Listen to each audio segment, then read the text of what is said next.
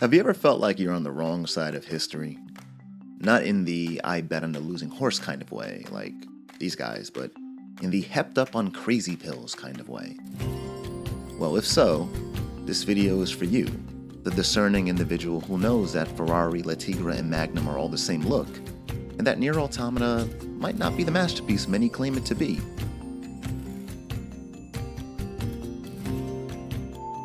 In anticipation of the raking I'll probably receive, let me preface by saying this. Nier Automata is not bad. I would be a madman and a liar to say such a thing. It's one of the more avant-garde RPGs of the current generation. I had a lot of fun with it, and it should be commended for the risks it takes. But to call it a masterpiece would imply almost wholesale perfection, and I'm not convinced it achieves that level of perfection. Automata is a game of contradictions, bearing strengths and weaknesses in equal measure. For instance, while combat is smooth and visually stunning, it doesn't really feel balanced across all difficulties. While it does embrace experimentation in narrative and gameplay, results oscillate wildly between fascinating and frustrating. And while it does have an interesting story, the cross-media nature of the Nier brand means some story beats go without any explanation whatsoever.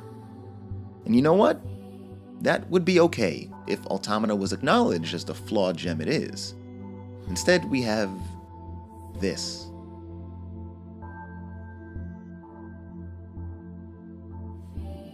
Universal praise across the board, with most big-name reviewers failing to adequately acknowledge any of the previously mentioned faults. Many critics are content talking sugar about the narrative, the multiple endings, and the implication of its existentialist themes, and while these are interesting things to discuss, there's still plenty of room in that conversation for meaningful criticism. Criticism which might result with a better game for the inevitable sequel. After all, Square Enix aims to make Nier into a franchise, which is great news for Yoko Taro fans, who have always had a higher tolerance for mediocre gameplay. But, as someone hungry for a more balanced experience, I resent the fact that many Automata apologists rebuff this kind of discourse. If you don't acknowledge the flaws, how can you expect the developers and its auteur to improve? So, if no one else is willing to address it, I'll do it myself. Even if that makes me the villain. Automata has a handful of problems. Let's start with the one that requires the most player engagement, and one which you might acknowledge as the most nitpicky of the bunch. Combat, which is the least balanced combat system of all the Platinum games I've played. On a surface level, it's completely serviceable. Hell, depending on your selected difficulty, it can be a vacuous good time. Automata's combat is a frenetic ballet of particle effects, leather, and steel. There's a host of armaments to brandish, ranging from swords to spears to bracers, all featuring their own mythology and short stories, all of which are wonderfully written. See, I've got nice things to say. There's even a supportive combatant called a pod that can vary its offensive and defensive verbs based on the programs assigned to it. Stringing together combos while phasing in and out of enemy barrages feels and looks satisfying. However, the problem is with the dodge mechanic, which can be either very forgiving or punishing depending on how you choose to deploy it. Automata features some really iffy hitboxes which only get worse on higher difficulties as most enemy attacks get increased range. So attempting precise dodges based on proper timing isn't recommended as you're more likely to get hit. Yet, regardless of what difficulty you're playing on, you can evade almost anything by just mashing the dodge button. Depending on the player, this will be a point of contention. Automata really doesn't encourage skillful evasion, it's more prone to punish those who attempt it, and reward those who Eddie Gordo their way through most encounters, which is probably why so many reviewers took a shine to the combat. It allows more skilled players to experiment with different weapons and movesets, while empowering new players with the tools to perform flashy action histrionics without fear of consequence. I don't mean this in a disparaging way, there's nothing wrong with enjoying a game in a leisurely fashion, but the game should be balanced across all difficulties to ensure appropriate challenge and enjoyability. And sadly, Automata becomes the worst kind of challenge when played on harder difficulties, and not just because it penalizes skillful use of a basic combat function. Harder difficulties feature a low margin for error design philosophy that doesn't really complement its checkpointing. Regardless of selected difficulty, the opening mission notoriously omits the player's ability to save their progress. This gauntlet is, conservatively speaking, 30 minutes in length. On hard, it's grueling, but on very hard, it's hateful. Your character is one-shotted by everything, meaning many players might find themselves replaying this section and rewatching these cutscenes multiple times over before eventually saying fuck it and switching back to hard, which mercifully is manageable when not at the whim of Automata's checkpointing, but it remains a problem for a sizable chunk of the game. Easy and normal are breezy, you'll likely never notice this fault, but on harder difficulties you'll cut through corridors of enemies and volleys of bullet hell fodder for extended periods of time, only to die and be forced to replay all of it because the game decided to infect you with a virus that prevents you from being able to dodge, or the camera angle would change without warning. It's puzzling to see such an archaic approach to data management sneak its way into an otherwise forward-thinking RPG. What does Automata gain by adhering to this design? I'd argue nothing, though I haven't seen much criticism of it, so perhaps I'm alone in this sentiment? Either way, this could have been easily alleviated with smarter checkpoint placements, or by just making progress terminals the sole way to save your data. I know this probably comes off as nitpicking, but for Automata to be considered a masterpiece, I'd expect a more balanced experience. And sadly, this lack of balance is also reflected in the early game's insistence on making players manually travel everywhere. But first, some praise. The greenery of post-apocalyptic Earth is visually arresting. That is, when it's not washed out by this hideous gray gloom. And more than that, its sense of scale is pitch perfect. The open world of Automata is large but bite-sized when compared to other giants in this oversaturated genre. After trudging my way through the endless playgrounds of Far Cry 5 and Assassin's Creed Origins, this map was a welcomed change of pace. But, while Square Enix and Platinum Games did their damnedest to make this world as densely packed as possible, it is a bit of a chore to explore, at least at first. For the first 3 of the 20-some-odd hours it took to get endings A through E, I progressed through the main campaign doing every side quest I encountered along the way. Many had me zipping back and forth from one corner of the map to the next, getting steadily more annoyed that I couldn't fast travel to my goal. It wasn't until unsealing the door to an alien warship beneath the city that the game finally awarded me with this basic means of conveyance, and I, for the life of me, don't understand why it was designed this way. Probably because Yoko Taro, but that's a limp justification. Under certain circumstances, withholding fast travel can breed an intimate relationship with the game world and its inhabitants. For example, Dark Souls doesn't make its fast travel system available until its mid-game, but it does this to a purpose. Most of the game's tension comes from moving from bonfire to bonfire, as they act as checkpoints, meaning players who fail to reach the next safe haven are forced to replay that stretch of game until they finally succeed. That repetition, while at times frustrating, serves multiple purposes. It teaches players the vernacular of Soulsian game design, such as ambushes, shortcuts, hidden items, locations, and even NPCs, while also allowing players to commit the layout of these Byzantine locales to memory. Unlike in Souls, exploration isn't a source of tension in Automata. If their goal was to motivate players into exploring, one could argue that their bare-bones map already pulled that off. Locking fast travel behind story progress is a poor choice, as it encourages players to avoid side quests until they unlock it a few hours into the game. Automata's balance problem comes to a head in its fixation with modes of play. It suffers from an identity crisis. But while this isn't the first Taro game to feature such heavy genre hopping, it is the first one to thematically justify it. Identity is one of the more prevalent themes in the game. The character Pascal is noted to be male yet is voiced by a woman, and Eve is a male machine whose name derives from the biblical first woman. Pascal's androgyny challenges perceived conventions of gender which have been historically viewed as part of our individual identities, while Eve's adopted name highlights the inanity of labels. Additionally, all machine life forms in general struggle with feelings of existential worth, trying to find a raison d'etre in a world that doesn't really have a reason for them to exist anymore. And to many, purposehood is identity. Automata justifies its genre hopping in its repeat assertions of this theme, and I applaud the developers for finally making it feel diegetic. Unfortunately, this is still a video game, and these alternate modes of play are clumsily executed. Platforming is floaty and imprecise, shmup sections range from long-winded and boring to brief and boring, and the restless camera is as much a foe as the machines are. Moving from one mode of play to another, the camera will sometimes reposition itself behind you, above you, or beside you, then reorientate at a gradual pace, leaving you open to attacks coming from off-screen. On harder difficulties, this could be the difference between life and a cheap-ass death. Then there's the hacking, which admittedly is kinda fun at first, and its introduction is a moment deserving of praise as it combines narrative and mechanics in a clever way. 2B is not a scanner model, so when Simone attempts to hack into her, it's not only the player who's struggling to prevent it, but also the character.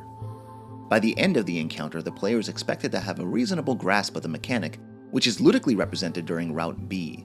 9S's campaign very heavily features hacking as he's proficient at it, and while it's useful, it is employed far too often.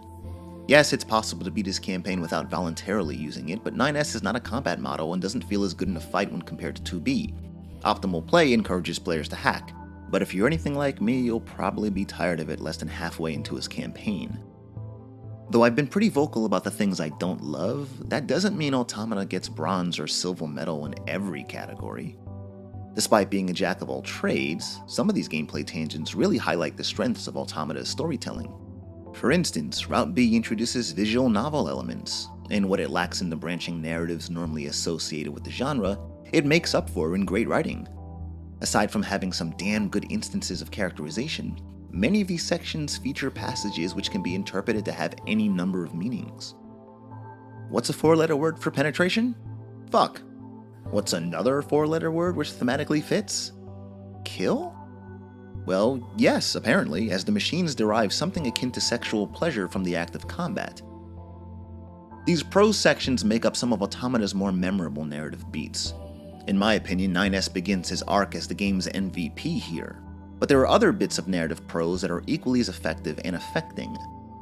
One story in particular does an incredible job humanizing characters from the first Nier and is handled so well that you'll be tempted to paper over many of Automata's shortcomings.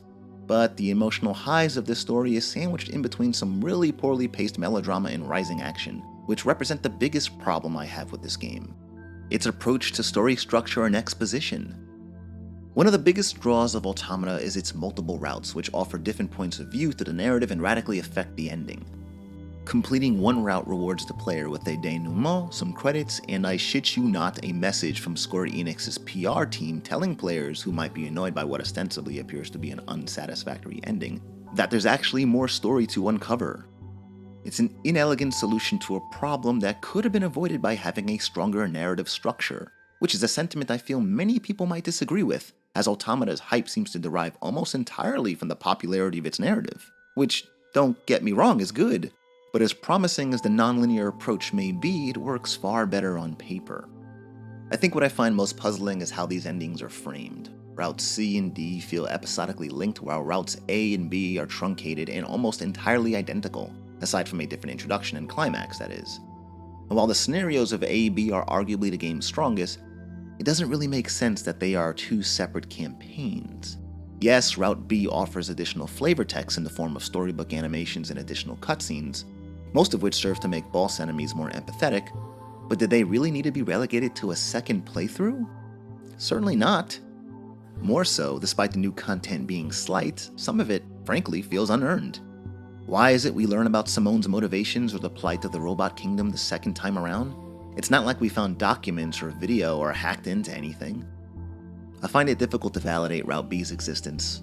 It's a small mercy that they don't make you replay side quests, but at the end of the day, it's just too similar to Route A, and the only thing it narratively recontextualizes is how likable 9S is, and how likable 2B is not. Yes, I know a third playthrough explains why she's such a dick, but that's another issue we'll get to shortly. Either way, Routes A and B could have been a joint campaign, with players being given control of both androids at select moments in the story. Instead, we got one that retreads 10 hours worth of cutesy robots, sexy real doll androids, and Bishonen fuckboys, ultimately an ending at roughly the same spot. It's asinine how the potential of Route B is squandered, just as it's asinine how Route C doesn't begin by showing us what A2 is up to. And unfortunately, the way B and C unsatisfactorily intersect made me lose a lot of goodwill towards Automata's storytelling. For a game obsessed with plot twists and revelations, I can't help but feel that the scene in which A2 euthanizes 2B could have been handled better. Imagine if routes A and B were one campaign. Imagine if it ended when A2 mercy kills 2B. Now imagine if you watch that scene exclusively from 9S's perspective, never being given the context of why A2 kills her. Both the player and 9S would be equally surprised, equally infuriated, equally vengeful, and then cut to credits. Route B could then start with A2, perhaps showing what she was doing during the events of 2B's and 9S's mission, and then eventually recontextualize the nature of this euthanizing act. That's such a stronger, more satisfying setup. It doesn't have to forego the non-linear structure the game so desperately wants. Instead, Route C has players gaining control of A2 just after putting 2B down, and she is given scant character development. What little you learn about her backstory serves more to develop an enemy as a character. Yeah, I know there's a stage play, but I feel that players shouldn't have to seek out supplementary material to make sense of a character's motivations or story. Supplementary material should be used to enrich your understanding, not necessitate it. And unfortunately, this is a sin Automata commits time and time again. For instance, the virus which inflicts the Yorha androids is never elaborated on either. I scoured through all the in-game text I could find and learned nothing. It apparently has something to do with a virus from Drakengard, an entirely different franchise altogether, but that version afflicted organic organisms, not mechanical ones.